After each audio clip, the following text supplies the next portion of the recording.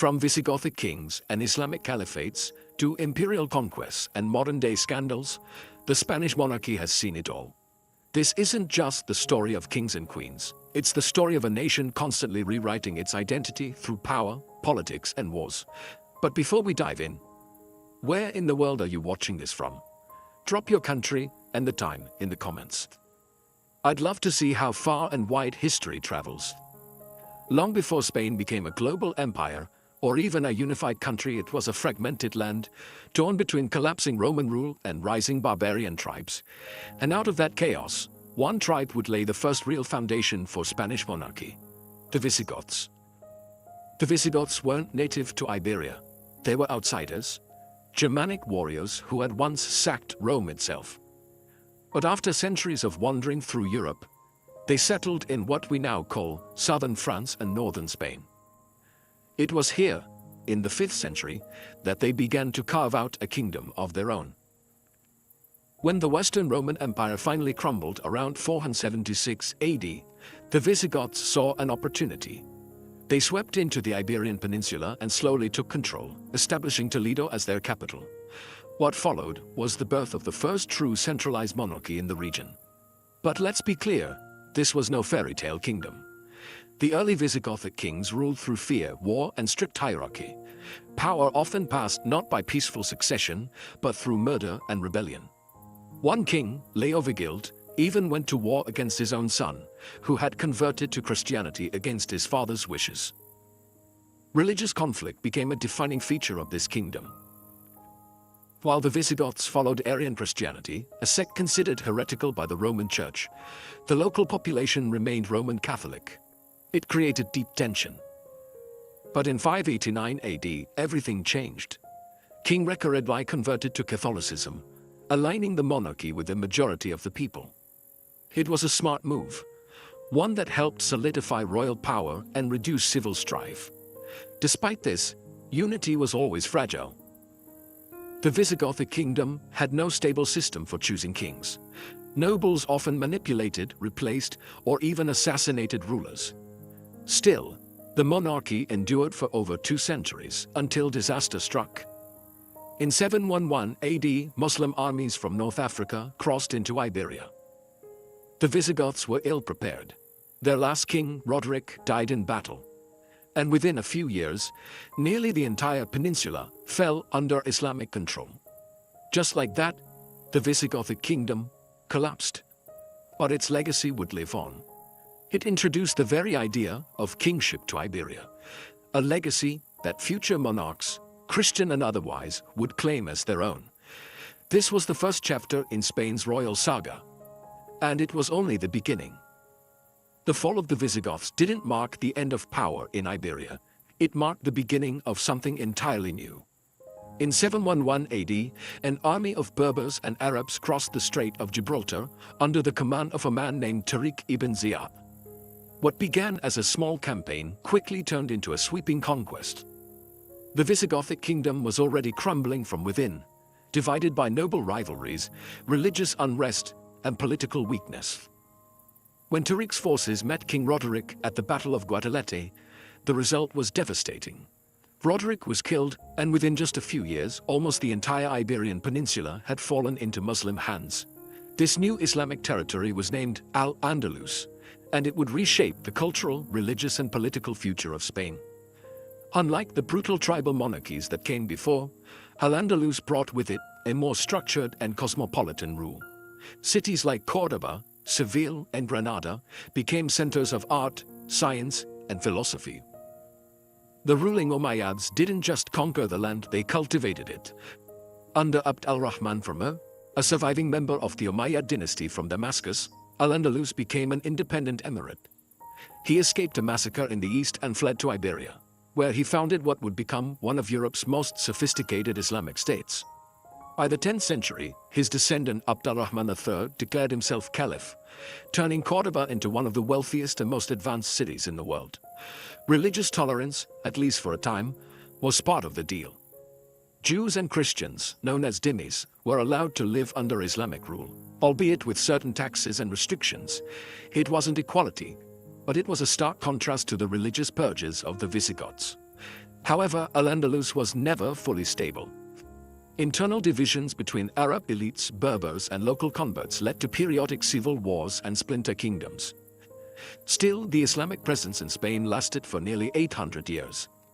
A remarkable stretch that would influence architecture, science, language, and even food. And yet, while the south flourished under crescent moons and calligraphy, the north told a different story. Small Christian kingdoms, clinging to the mountains, began whispering a dream of reconquest. Al-Andalus had risen, but the stage was now set for a centuries-long clash that would define the fate of Spain. While Al-Andalus was flourishing in the south, the north of Iberia told a very different story. Rugged, mountainous, and less accessible, the northern regions became a refuge, a sanctuary for Christian resistance. The Muslim conquest may have been swift and devastating, but it wasn't total. In the shadow of Al-Andalus, small Christian enclaves began to form in the highlands. At first, they were little more than pockets of defiance. But over time, these communities grew into kingdoms with one goal in mind: survival and eventually reconquest. The first spark came in Asturias, where a nobleman named Pelayo led a rebellion in the early 8th century. According to legend, he defeated a much larger Muslim force at the Battle of Covadonga around 722 AD. That battle was small in scale but massive in symbolism. For many, it marked the beginning of the Reconquista, the centuries-long Christian effort to retake Iberia. From Asturias, the Christian world slowly expanded. New kingdoms emerged: Leon, Navarre, Aragon, and Castile. They were often at odds with each other, sometimes even fighting among themselves, but all shared a common enemy in the Muslim south. Each kingdom had its own culture, language, and challenges. Leon inherited much from the old Visigoths, claiming to be the spiritual successor to that lost monarchy. Navarre thrived in the Pyrenees, blending Christian and Basque traditions. Aragon, hugging the Mediterranean, became a military powerhouse. And Castile, once a frontier county, would eventually rise to dominate them all. These Christian kingdoms didn't just resist, they adapted. They borrowed architecture, scholarship, and even agricultural techniques from their Muslim neighbors. It wasn't unusual to find Arabic inscriptions in Christian palaces or Muslim scientists advising Christian courts. But resistance wasn't purely noble. Christian kings and knights often raided Muslim territories, taking slaves, seizing treasures, and destroying towns. It was a brutal and bloody chess game, fought inch by inch, year after year. Still, with every gained castle, every reclaimed village, the dream of a united Christian Spain grew stronger. And yet, unity was still centuries away. For now, the Christian North remained deeply fragmented, a patchwork of crowns, each with its own ambitions, alliances, and rivalries. The Reconquest had begun, but the road to a single Spanish monarchy would be long, messy, and full of betrayal. The word Reconquista echoes with the weight of nearly 800 years of history. It wasn't a single war, nor was it led by one ruler or one kingdom. Instead, it was a slow-burning generational movement, equal parts faith, ambition, and survival. And by the 9th century, it had begun in earnest. As Christian kingdoms in the north gained strength, they pushed further south, testing the borders of Al-Andalus. It wasn't a continuous campaign. There were long pauses, uneasy truces, and even alliances between Christian and Muslim rulers. But the underlying mission never changed: to reclaim Iberia for Christianity. Each century brought a new wave of momentum. The kingdom of Leon expanded into Galicia and pushed into central Iberia. Navarre rose to prominence in the Pyrenees, while Aragon secured the eastern mountain passes. But the real game-changer was Castile. Originally a cluster of fortified towns, castillos. Defending the frontier, Castile evolved into a full-fledged kingdom with an appetite for conquest. In the 11th century, the balance of power began to shift. The once mighty Caliphate of Córdoba collapsed into smaller Muslim states called taifas, many of which were weak and divided. Christian kings took advantage, launching military campaigns and demanding tribute from their Muslim neighbors. Gold flowed north, sometimes as ransom, sometimes as protection money. This period also saw the rise of legendary figures, none more famous than El Cid, Rodrigo Diaz de Vivar. A complex and controversial knight, he fought for both Christian and Muslim rulers, driven more by loyalty and survival than ideology. His name became immortalized in Spanish folklore as the ultimate Christian warrior, though the truth was far more nuanced. By the late 11th and 12th centuries, a crusading spirit had arrived from Europe. Christian knights from France and beyond poured into Iberia, encouraged by popes who declared the Reconquista a holy war. The line between faith and politics blurred even further. Cities like Toledo and Zaragoza fell back into Christian hands. Churches replaced mosques, and Latin returned to the courts. But with every advance came retaliation. North African dynasties like the Almoravids and Almohads crossed into Spain to support Muslim forces, reigniting the flames of war. The Reconquista wasn't just a war of swords, it was a clash of civilizations, and it was far from over. By the 12th and 13th centuries, two Christian kingdoms began to outshine all others in the Iberian Peninsula, Castile and Aragon. They weren't just regional powers anymore, they were the future architects of a united Spain. Let's start with Castile. Castile's rise was swift and aggressive. Originally a frontier territory within Leon, it broke away and formed its own kingdom in the 10th century. Its name came from the countless castles that lined its borders, defensive strongholds against Muslim incursions. But Castile wasn't content to just defend. It conquered. By the reign of Ferdinand III in the 13th century, Castile had absorbed Leon and taken massive swaths of territory from Muslim states, including the prized city of Córdoba. Ferdinand earned the title the Saint for his religious zeal, but his conquests were anything but merciful. Still, under his leadership, Castile grew in both land and power, becoming the dominant Christian force in central and western Iberia. Then there was Aragon, Castile's formidable counterpart to the east. Where Castile expanded inland, Aragon looked to the sea. Under rulers like James Thurs, Aragon conquered Valencia, Mallorca, and parts of southern France. Aragon wasn't just a kingdom, it became a crown, a loose federation of regions, including Catalonia and later Sicily. Its strength came from trade, naval power, and a shrewd balance between monarchy and local autonomy. The two kingdoms had different personalities. Castile was land-hungry, religiously hardline, and culturally conservative. Aragon was more cosmopolitan, outward-looking, and commercially minded. But both shared one critical goal: the recovery of Iberia from Muslim control. The 13th century marked a golden era for both. Cities like Seville and Valencia were brought under Christian control, while Muslim rule was pushed back to a single surviving kingdom, Granada. Despite their power, Castile and Aragon were rarely at peace with each other. They competed for land, influence, and prestige. Royal marriages tried to bridge the gap, but tensions always lingered. Each kingdom saw itself as the rightful leader of a future united Spain. The Reconquista was approaching its end, but a united Spain was still just a dream. For now, the fate of the Iberian Peninsula rested in the hands of these two giants, each powerful in its own right, but destined to become even more powerful together. By the mid-15th century, Iberia was still divided. Castile and Aragon dominated the map, but they remained politically separate and frequently at odds.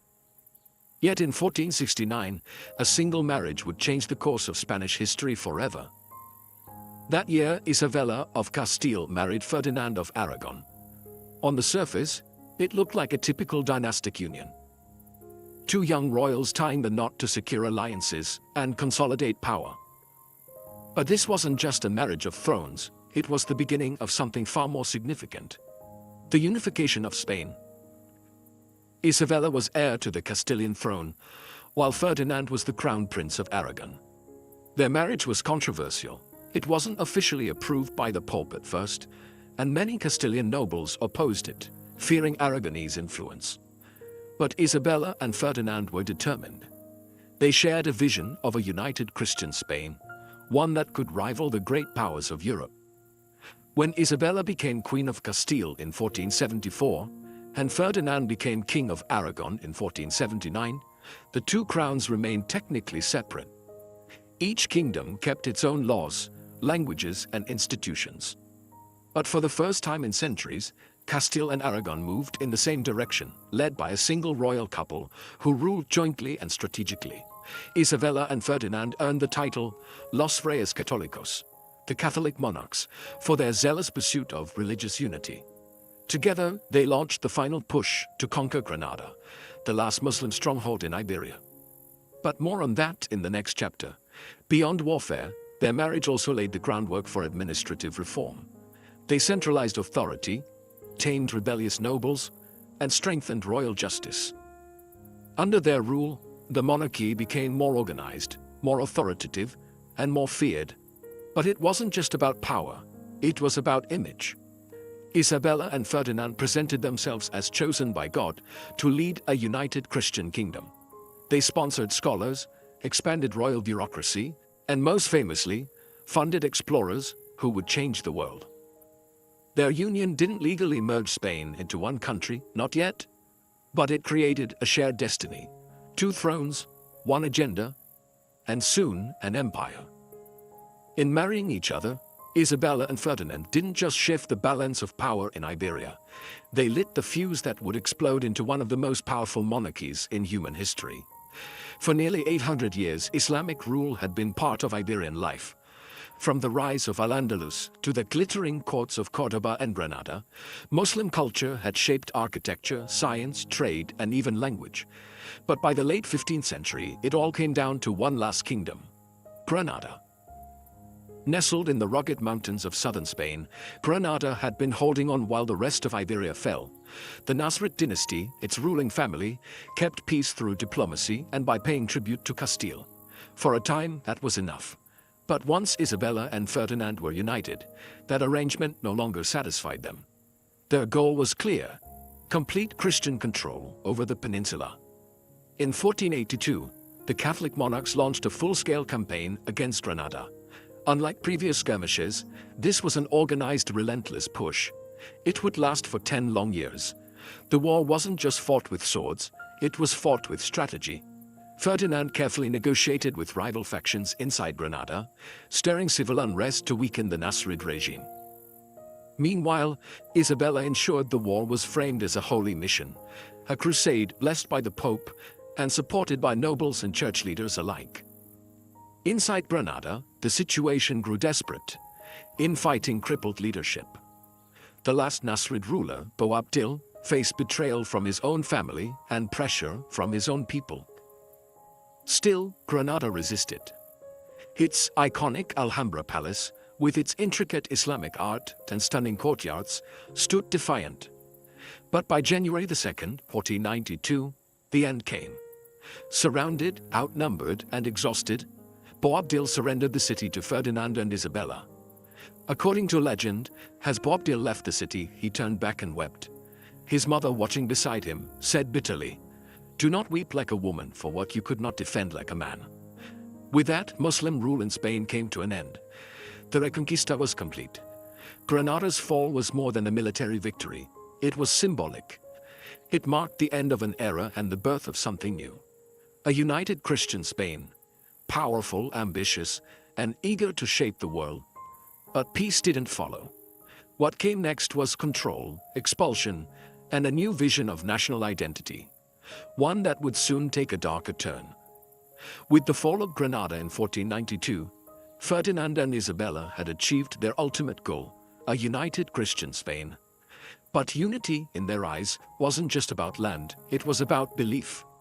And in that same pivotal year, they launched one of the darkest chapters in Spain's royal history, the Spanish Inquisition.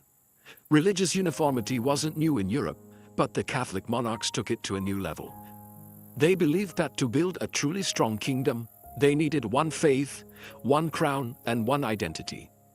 Diversity was seen not as richness, but as a threat. The primary targets? Conversos, Jews who had converted to Christianity, many under pressure. Although they outwardly embraced the Catholic faith, some were suspected of secretly practicing Judaism. That suspicion, whether real or imagined, sparked fear. And fear bred control. In 1478, Ferdinand and Isabella received permission from the Pope to establish their own state-controlled Inquisition, a tribunal independent from Rome but loyal to the crown. By 1480, the first inquisitors were appointed. By 1492, the same year Granada fell, the Edict of Expulsion was signed, forcing all unconverted Jews to leave Spain under threat of death. Thousands of families were displaced overnight, entire communities disappeared. Those who stayed faced the Inquisition's relentless eye. Inquisitors had near unlimited power. They operated in secrecy, relied on anonymous accusations, and used torture to extract confessions. Trials weren't fair, punishments were severe, property was seized, and those found guilty faced public executions, burned alive in the notorious autos da fe. But the Inquisition wasn't just about Jews. It expanded to target Muslim converts, Protestants, mystics, scholars, and even regular Catholics accused of unorthodoxy. It became a weapon of control, political, religious, and psychological. And yet, for many Spaniards, the Inquisition wasn't questioned. It was seen as divine justice. The monarchy used it to project power and moral superiority, shaping Spain into a nation that equated loyalty to the crown with loyalty to the church. Behind the grandeur of Isabella and Ferdinand's rule, the conquests, the diplomacy, the exploration, lay this shadow. A system built on suspicion, fear, and forced conformity. The Inquisition would last for over 3 centuries, becoming one of the most infamous institutions in European history. And yet, even as Spain cleansed itself within, it was turning its eyes outward, toward the unknown, toward the West, and toward a new world. 1492 wasn't just the year the Catholic monarchs conquered Granada or expelled the Jews. It was also the year that changed the world forever, thanks to a bold, stubborn explorer named Christopher Columbus. Columbus, a Genoese sailor with grand dreams, believed he could reach Asia by sailing west across the Atlantic. For years, he pitched his plan to European courts, Portugal, England, France, but was repeatedly rejected. His idea seemed mad, even dangerous. Most thought the voyage would end in disaster. But Isabella of Castile saw something in him. Maybe it was ambition, maybe desperation, or maybe the hope of beating Portugal in the global exploration race. Whatever the reason, in April 1492, she and Ferdinand agreed to fund Columbus's voyage. They gave him ships, a crew, and a contract promising him titles, wealth, and power, if he succeeded. On August 3, 1492, Columbus set sail with 3 ships, the Niña, the Pinta, and the Santa Maria. After more than 2 months at sea, just when his crew was on the verge of mutiny, they spotted land. But it wasn't Asia. It was an island in what we now call the Caribbean. Columbus believed he had reached the Indies. He called the native people Indians and claimed the land for Spain. He had no idea he'd stumbled upon a continent unknown to Europeans. But it didn't matter. The door had been opened, and Spain would be the first through it. Columbus returned to Spain a hero. Gold, spices, exotic animals, and enslaved people were paraded before the royal court. The monarchs were thrilled. They funded more voyages, more ships, more conquests. What began as a gamble became a global empire.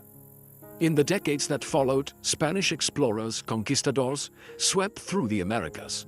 Cortés toppled the Aztec Empire. Pizarro crushed the Incas. From Mexico to Peru, vast civilizations fell under the Spanish sword. Spain didn't just grow, it exploded. It became the richest, most powerful kingdom in Europe, flush with gold and silver from the New World. The monarchy now had the resources to dominate politics, fund wars, and shape the course of European history. The age of Spanish imperial monarchy had begun. But with great power comes even greater challenges. And the next king would inherit an empire bursting at the seams. By the early 1500s, Spain had transformed from a patchwork of kingdoms into a rising empire. But with the death of Ferdinand in 1516, a new figure would take the throne, one whose inheritance would stretch far beyond the borders of Spain. His name was Charles I of Spain, and his rise marked the beginning of the Habsburg dynasty.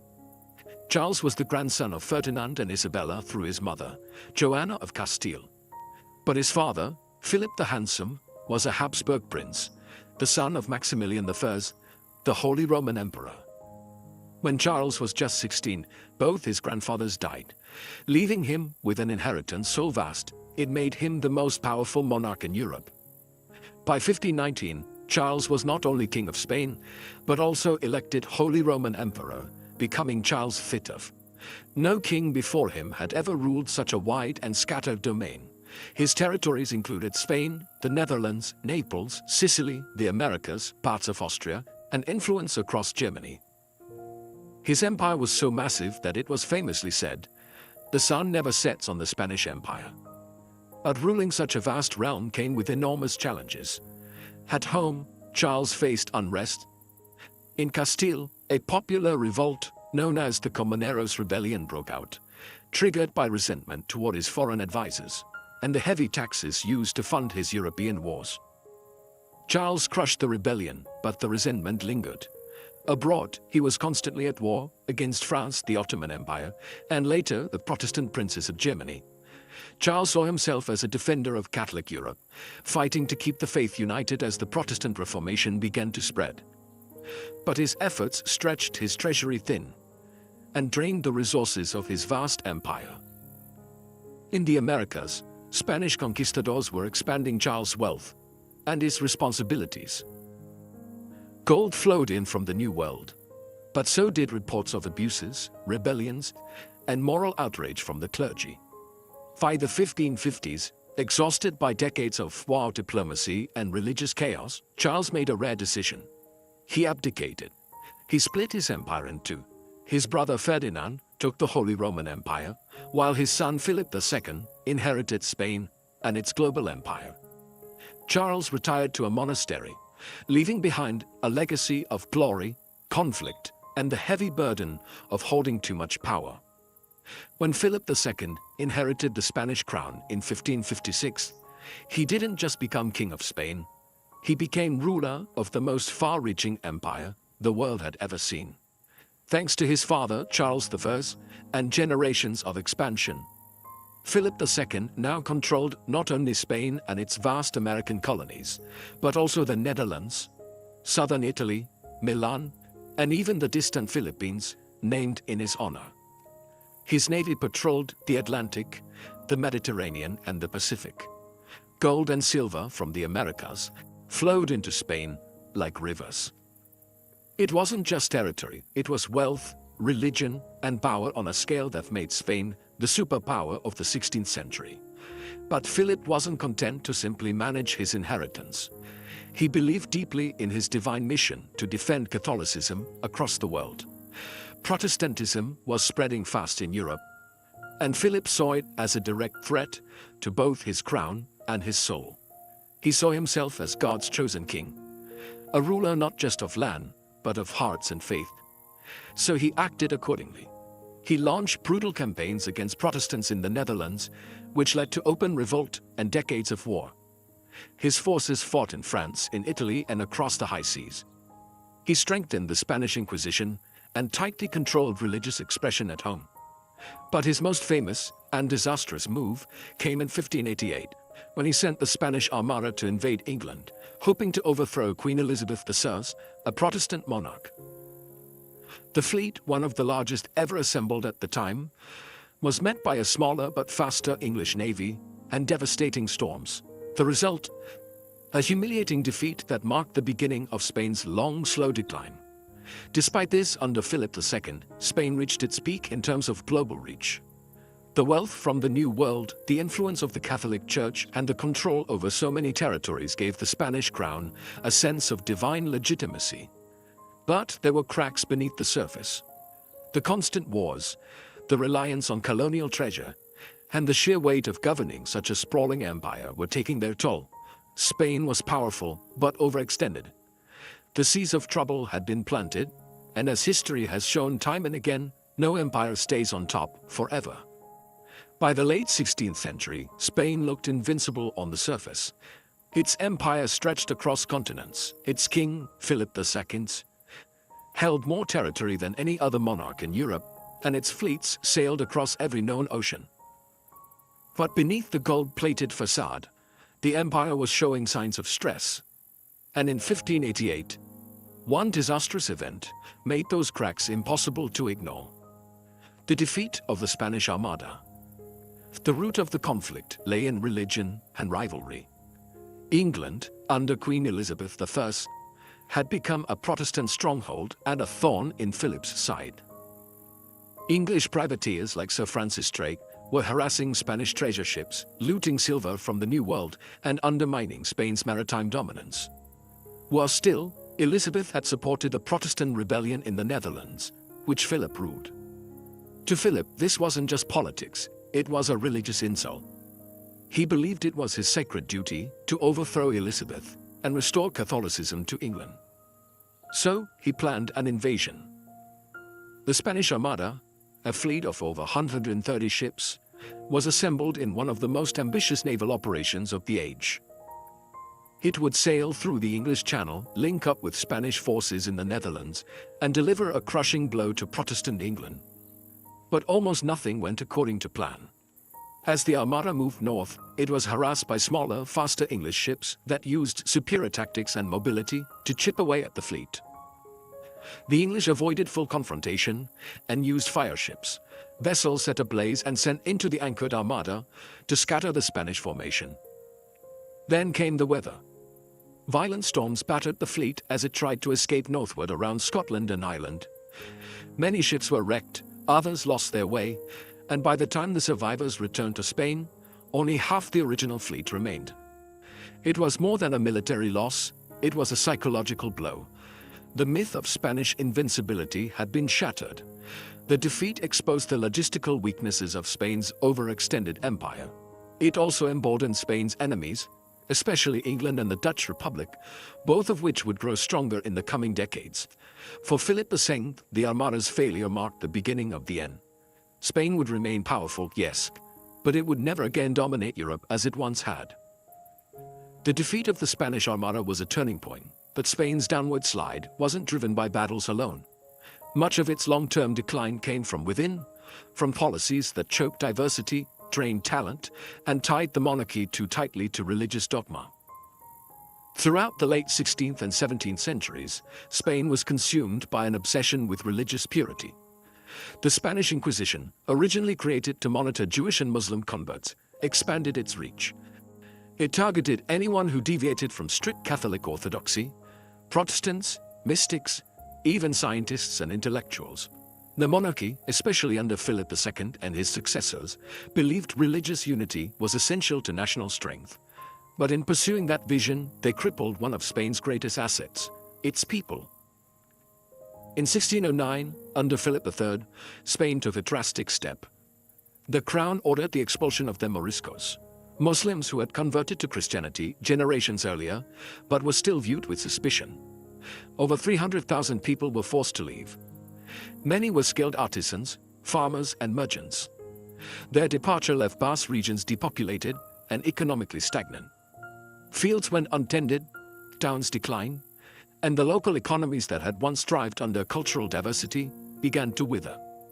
Meanwhile, the Inquisition continued to censor ideas, books, and academic freedom. Universities fell behind those of France, England, and the Netherlands. Spain, once home to the great intellectual exchange of Al-Andalus, became intellectually isolated. At the same time, the monarchy relied heavily on treasure from the Americas. Gold and silver from Peru and Mexico flooded the royal treasury, but it created a false sense of wealth. Instead of investing in local industries, Spain imported goods from abroad, stunting its own economic growth. Add to this the constant warfare, especially the long and bloody fight in the Netherlands, and the treasury was constantly on the verge of collapse. Inflation soared, poverty spread, and the once glorious Spanish court became weighed down by debt.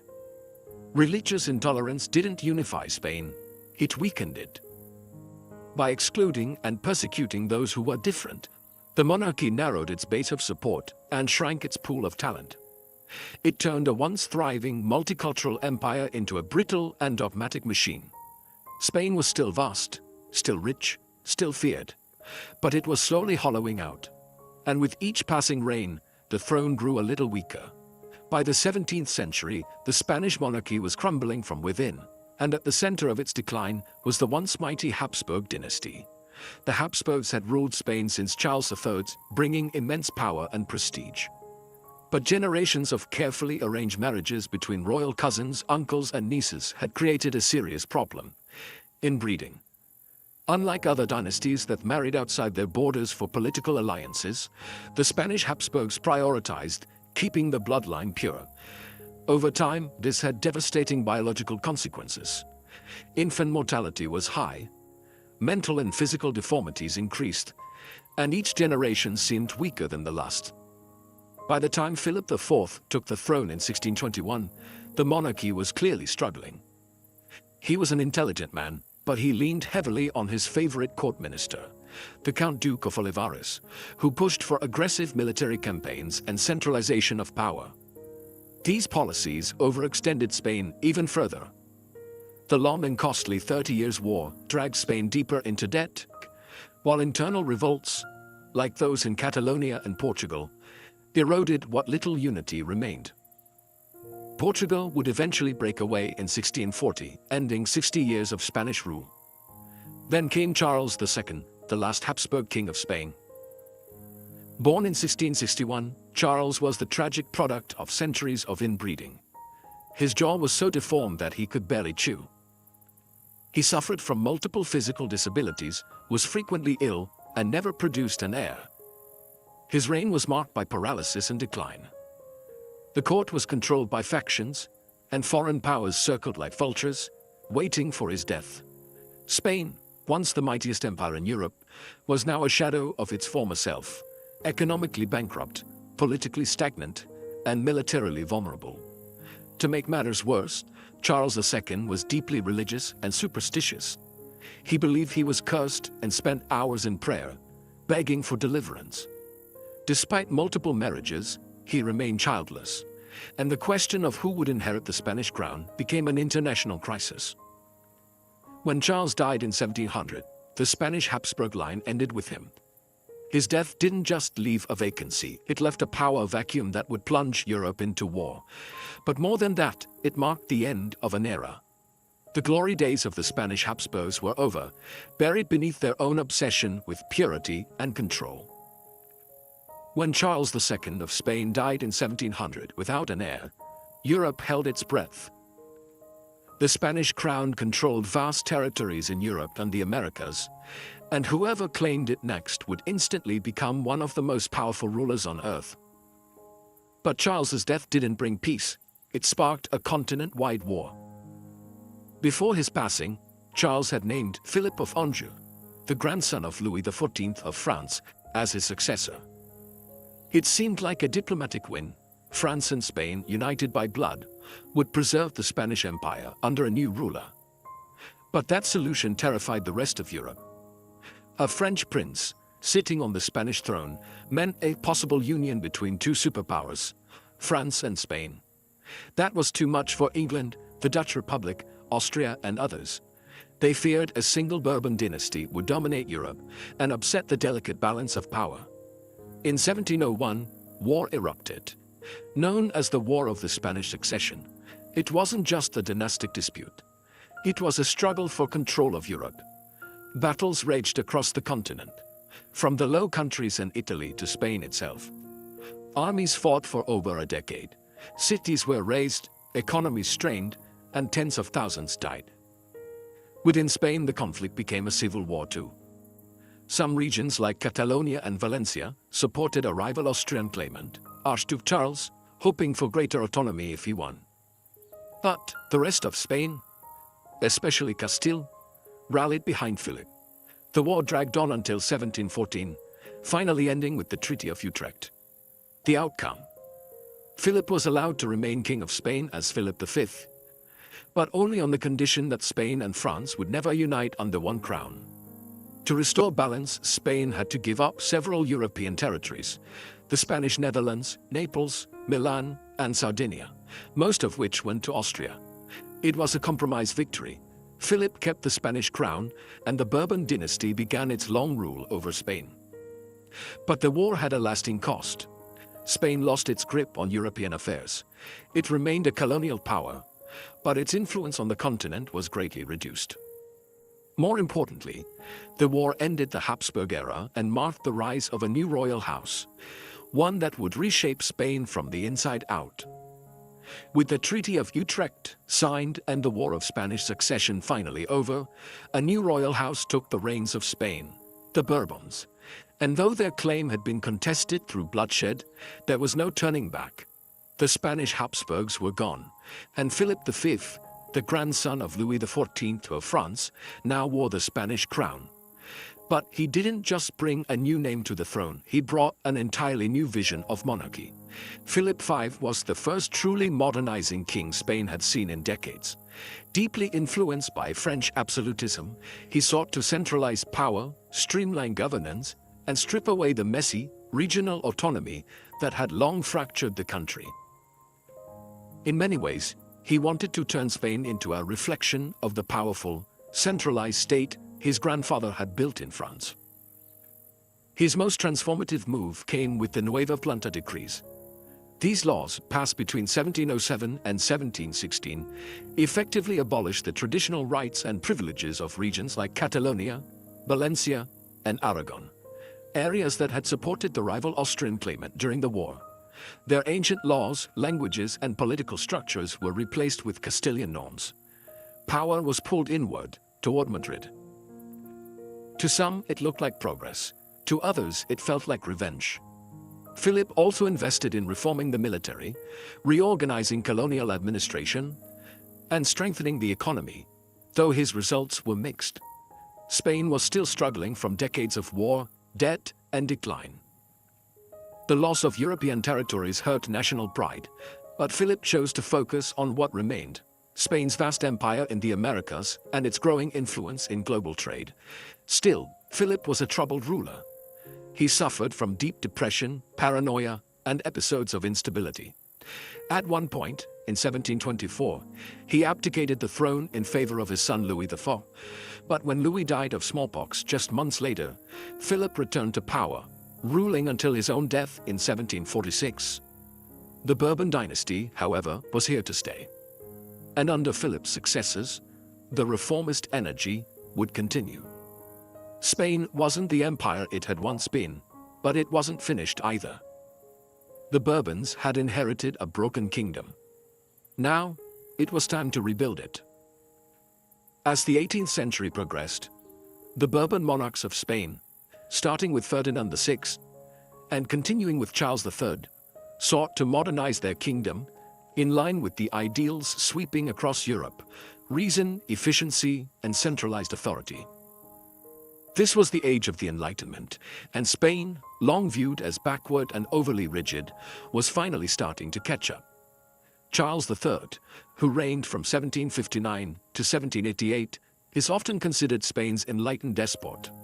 He admired rational thought and progressive governance, not because he was a liberal, but because he believed reform could strengthen the monarchy. Under his leadership, Spain introduced sweeping reforms.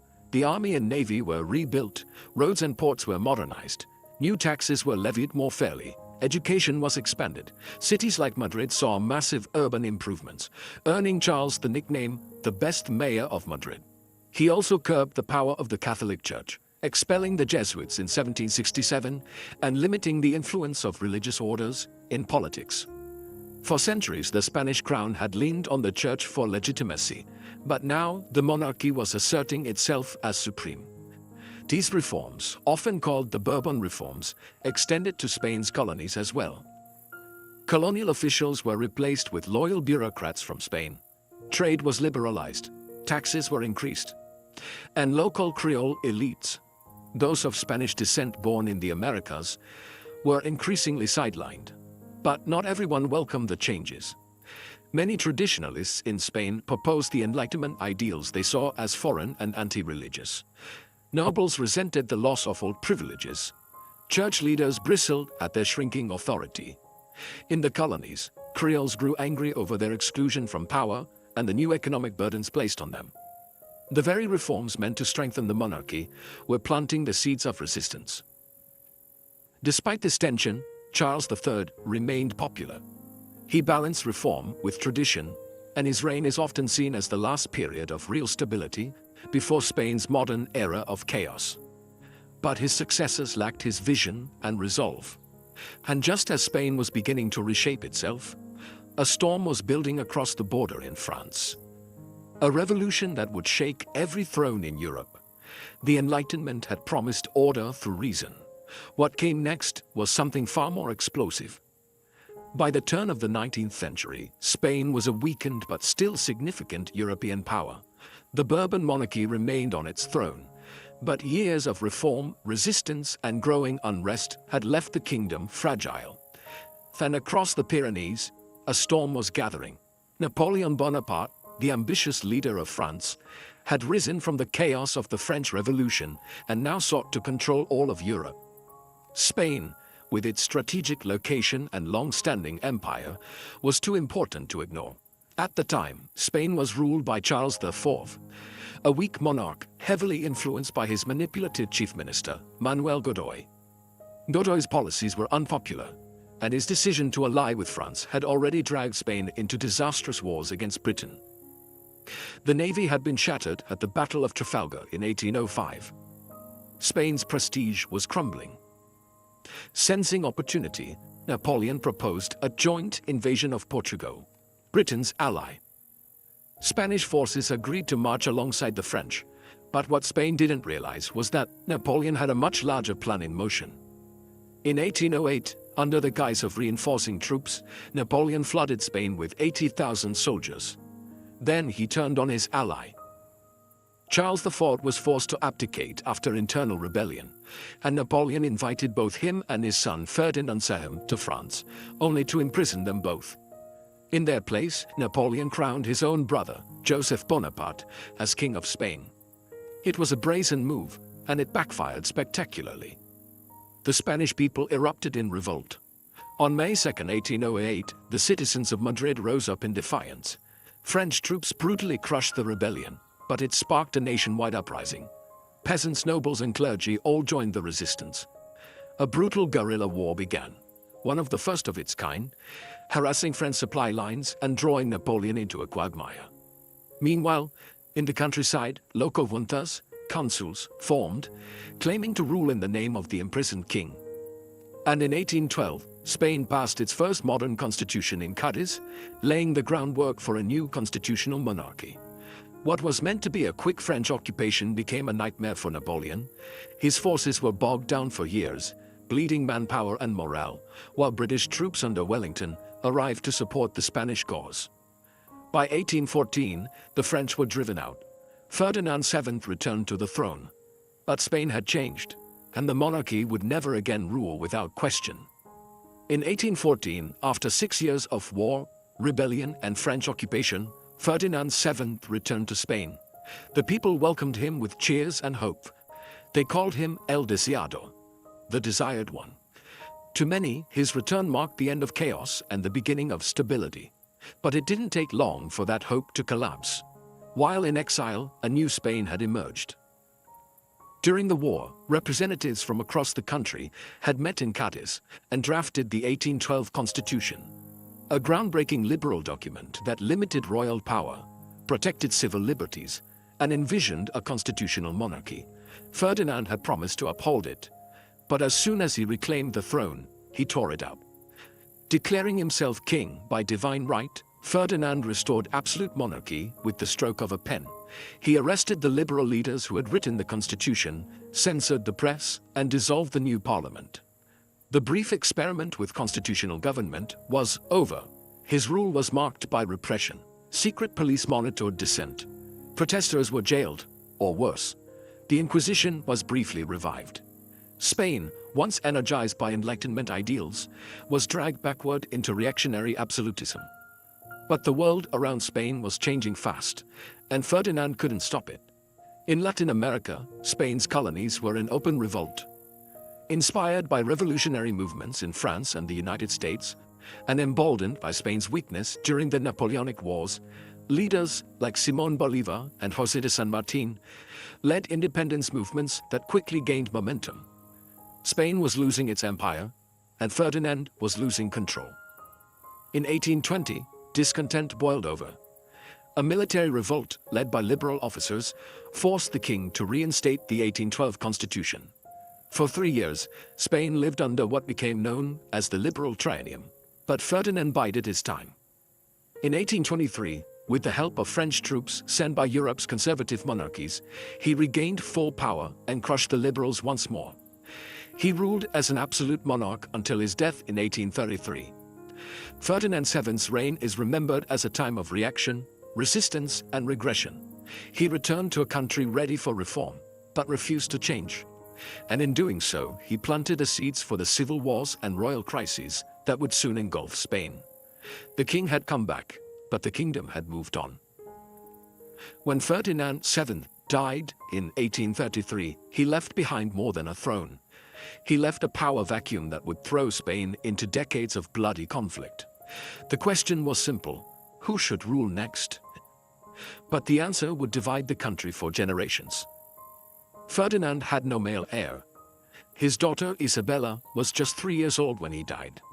But according to traditional succession laws, known as the Salic law, inherited from the Bourbons, women couldn't inherit the throne. Years earlier, however, Ferdinand had issued the Pragmatic Sanction, which overturned that rule and allowed his daughter to become queen. Liberals supported this change, seeing Isabella as a symbol of modernization and constitutional monarchy. But not everyone agreed. Ferdinand's brother, Don Carlos, rejected Isabella's claim. He saw himself as the rightful king and rallied conservatives, traditionalists, and devout Catholics to his cause. They became known as the Carlists, and in 1833, they rose in revolt. Thus began the First Carlist War, a brutal civil conflict fought between Isabellinos, who supported Queen Isabella II and liberal reforms, and Carlists, who sought to restore absolutism, protect the church's power, and maintain Spain's traditional social order.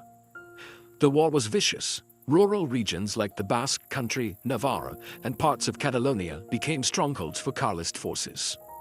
The Isabellinos, backed by urban liberals and the Spanish government, fought to hold the country together under a modern constitution.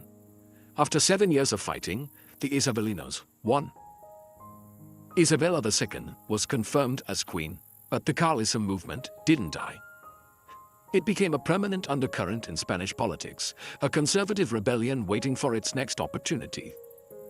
That opportunity came again in 1846 and later in 1872, with 2 more Carlist wars, each reflecting Spain's deeper struggle between old and new, faith and progress, monarchy and democracy. Isabella's reign, though victorious at first, was far from stable. Her rule was marred by political corruption, military interference, and scandal. She was eventually deposed in 1868 and forced into exile. The Carlist question haunted Spain well into the 20th century. More than just a fight over a crown, it represented a country torn in two, between the traditions of the past and the demands of the future. Spain had chosen Isabella, but it had not yet found peace. In 1886, Alfonso XIII was born into a country still reeling from internal divisions, political instability, and colonial losses. He became king the moment he was born, literally. His father, Alfonso XIII, had died months earlier, and Spain placed its hopes in the infant monarch to restore dignity and order to the troubled Bourbon dynasty. But the decades ahead would prove anything but stable. As Alfonso XIII grew into his role, he embraced the idea of being an active monarch. He didn't simply reign, he interfered. He met with generals, meddled in government affairs, and played favorites. While some admired his confidence, many others saw him as impulsive and politically tone-deaf. At the turn of the 20th century, Spain was no longer a great empire. The disastrous loss of Cuba, Puerto Rico, and the Philippines in the Spanish-American War, 1898, had dealt a humiliating blow. The Spanish people were wounded, culturally and economically, and a sense of national identity crisis took hold. Alfonso's reign saw a carousel of unstable governments. Liberals, conservatives, and dictators all took their turn. The military became increasingly politicized. Strikes, riots, and uprisings broke out. In 1909, the tragic week in Barcelona saw violent clashes between workers and the army, exposing the raw nerves of social inequality. Then came World War I. Spain remained neutral, but the war still divided the nation between pro-Allies and pro-Germans. Meanwhile, inflation, poverty, and political polarization worsened. In 1923, a frustrated military officer, Miguel Primo de Rivera, staged a coup with Alfonso's blessing. For the next 7 years, Spain lived under a dictatorship. Alfonso believed it would bring order, but instead it deepened the divide. When the dictatorship fell in 1930, Alfonso was left exposed, blamed for propping up tyranny.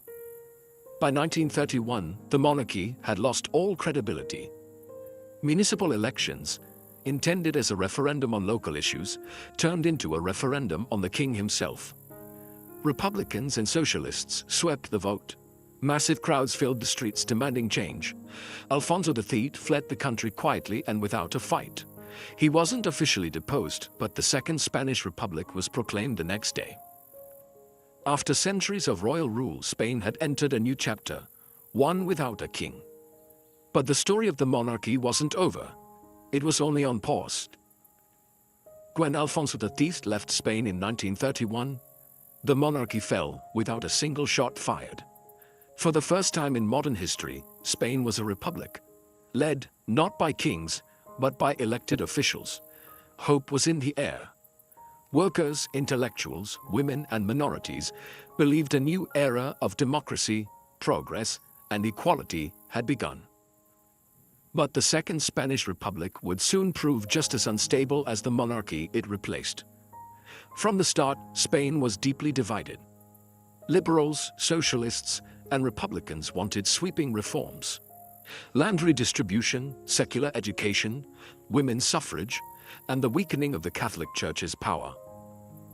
On the other side were conservatives, monarchists, nationalists, and powerful landowners who viewed these changes as dangerous and un-Spanish. Tensions exploded quickly. Churches were burned, farmlands were seized, protests turned violent, governments rose and fell at dizzying speed. By 1936, Spain was politically fractured and bracing for civil war. That same year, a polarizing election brought a left-wing coalition, the Popular Front, to power. Alarmed by this, conservative factions in the military began plotting. Leading the conspiracy was a little-known general from the Canary Islands, Francisco Franco. In July 1936, Franco and other generals launched a military coup against the Republic. It was meant to be quick. Instead, it sparked the Spanish Civil War, a 3-year bloodbath that would scar the country for generations. The war was brutal, ideological, and deeply personal. It wasn't just soldier versus soldier. It was brother against brother, neighbor against neighbor. The Republicans, supported by communists, anarchists, and international volunteers, fought for democracy and reform. The nationalists, under Franco, fought for tradition, Catholicism, and authoritarian control. By 1939, the nationalists had won. Franco marched into Madrid as dictator of Spain. The Republic collapsed. Its leaders were imprisoned, executed, or fled into exile. Franco's victory marked the beginning of a military dictatorship that would last nearly 4 decades. The monarchy was gone. Democracy was dead. And Spain had become one of Europe's last fascist states. But behind the scenes, Franco was already thinking about the future, not just his own, but the crown's. Because even as he crushed the Republic, he was quietly preparing for a royal return, on his terms. When Francisco Franco seized power in 1939, Spain became a nation frozen in time. While much of Europe moved toward democracy after World War II, Spain plunged deeper into authoritarian rule.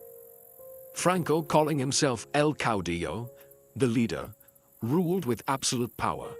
His regime was built on military control, strict censorship, Catholic conservatism, and the suppression of any opposition.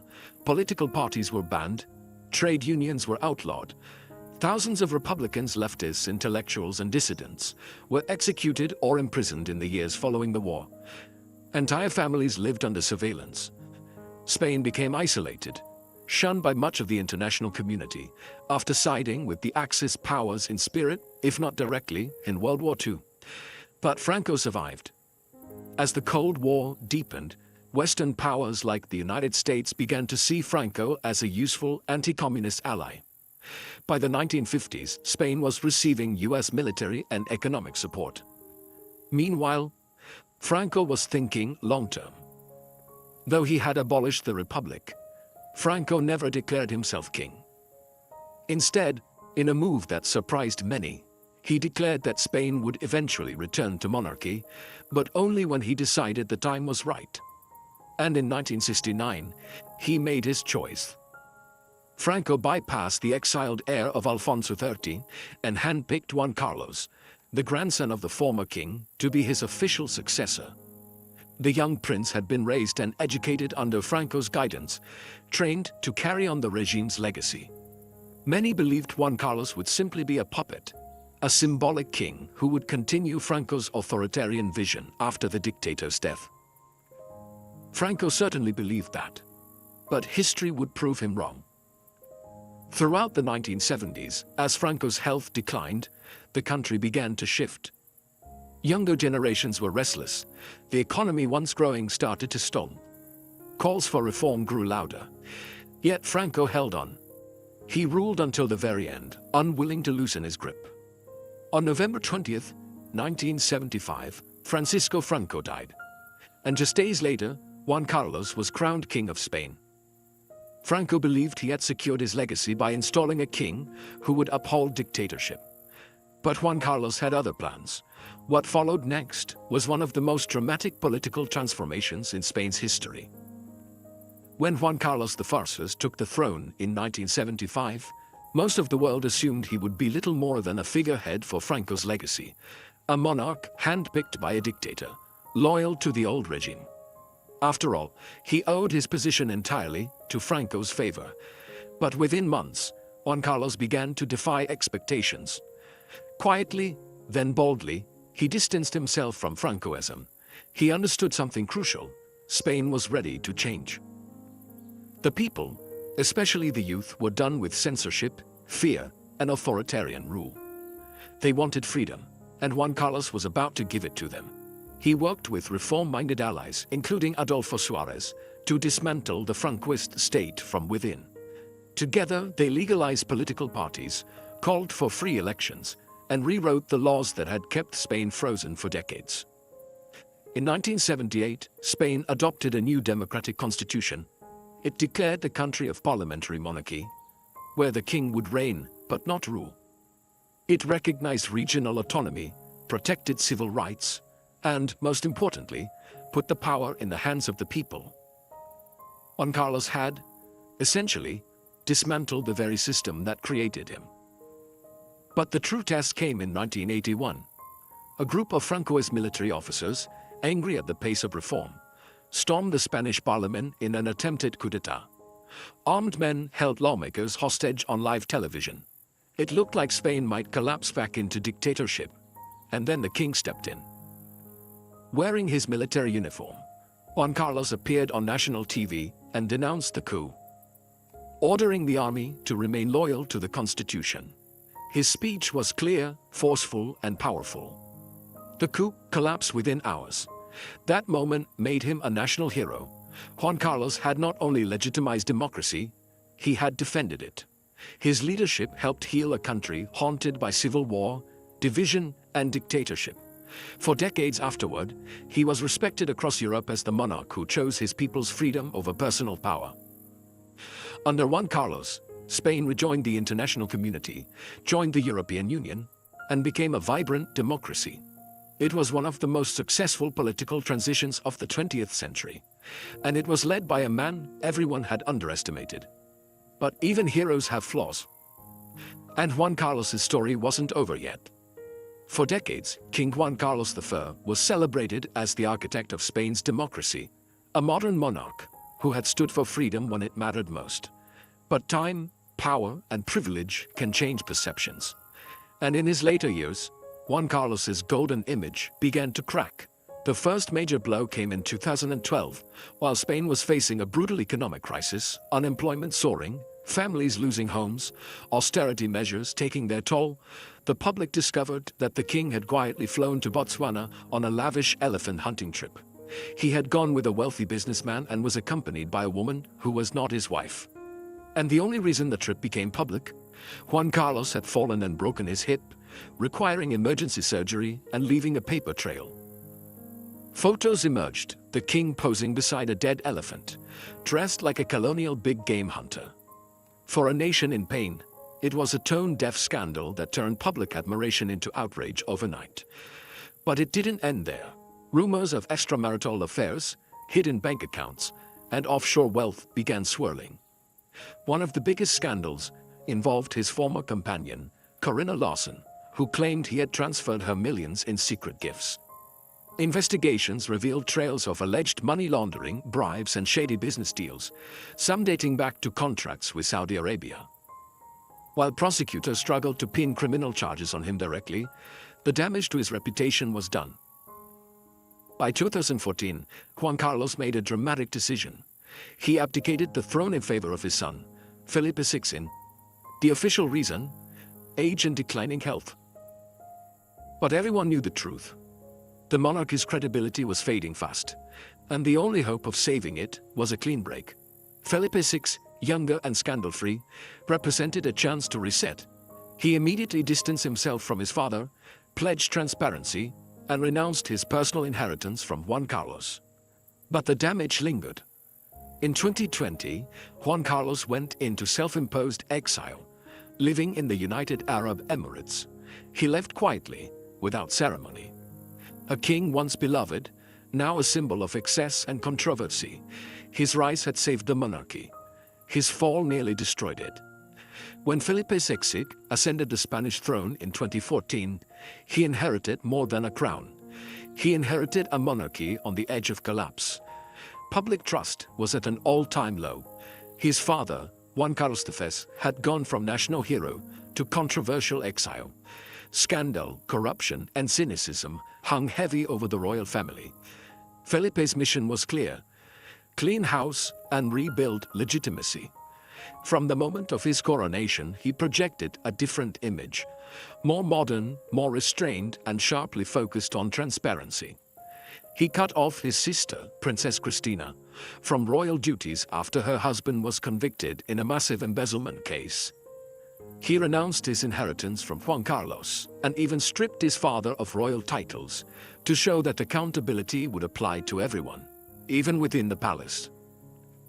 Felipe also reduced the size of the royal household and published its expenses. A bold move in a country still dealing with economic hardship and distrust in public institutions. But for all his efforts, Felipe reigns in a very different Spain than the one his father inherited. Today, the king holds no real political power. Spain is a constitutional monarchy, and the king's role is largely ceremonial, opening parliament, attending state functions, and symbolizing unity. Yet, even that symbolism is under strain. In 2017, Felipe faced his biggest challenge yet: Catalonia's push for independence. After an illegal referendum and declaration of secession, the king gave a rare televised speech, firmly backing the Spanish constitution and denouncing the Catalan separatist movement. Supporters praised his defense of national unity. Critics accused him of inflaming tensions. Either way, the episode proved just how fragile the monarchy's role had become. Younger generations in Spain are increasingly skeptical of the monarchy altogether. Polls show growing support for a republic, especially among the youth. The crown, once a unifying force, now faces deep generational and regional divides. Felipe VI has done what he can. He's dutiful, scandal-free, and professional. But in many ways, he is a king caught between eras. He carries the weight of his father's legacy, but holds none of his influence. He rules without ruling, reigns without commanding. A crown still worn, but constantly questioned. After more than 1,000 years of kings, queens, empires, exiles, and restorations, the Spanish monarchy now stands at a crossroads, uncertain, fragile, and under constant scrutiny. Under Felipe VI, the crown has worked hard to restore integrity. His reign has been steady, clean, and professional. But even with these efforts, the question looms louder than ever. Does the monarchy still have a place in modern Spain? For some, the answer is yes. They see the monarchy as a symbol of stability and continuity in a country often rocked by political deadlock. Spain has faced 4 national elections in just a few years, and the king, though neutral, has played a critical role in facilitating government formation during times of deadlock. Supporters argue that abolishing the monarchy would only create more division in a nation already struggling to stay unified. But for others, the answer is a firm no. Republican sentiment, especially among younger generations and in regions like Catalonia and the Basque Country, continues to rise. The monarchy is seen by many as elitist, outdated, and inherently undemocratic. Critics argue that public offices should be earned, not inherited, and that modern Spain no longer needs a crown to define its identity. Add to that the lingering shadow of Juan Carlos. His exile, ongoing investigations, and unresolved controversies continue to tarnish the institution he once saved. Even with Felipe's clean image, the monarchy still carries the weight of past sins. And then there's the question of Princess Leonor, Felipe's daughter and heir. She represents the future of the monarchy. Young, educated, and poised, she has recently stepped into the spotlight, swearing allegiance to the Constitution on her 18th birthday. But will Spain still want a queen by the time she's ready to reign? That remains the great unknown. The Spanish monarchy has survived invasions, civil wars, coups, and revolutions. It has fallen and risen again, more than once. And today, it walks a delicate line, balancing tradition and reform, duty and symbolism, history and relevance. Its fate doesn't lie with kings anymore. It lies with the people. And in a world that's changing faster than ever, the future of Spain's oldest institution hangs on a single enduring question. Can a crown still earn its place when it no longer holds any power?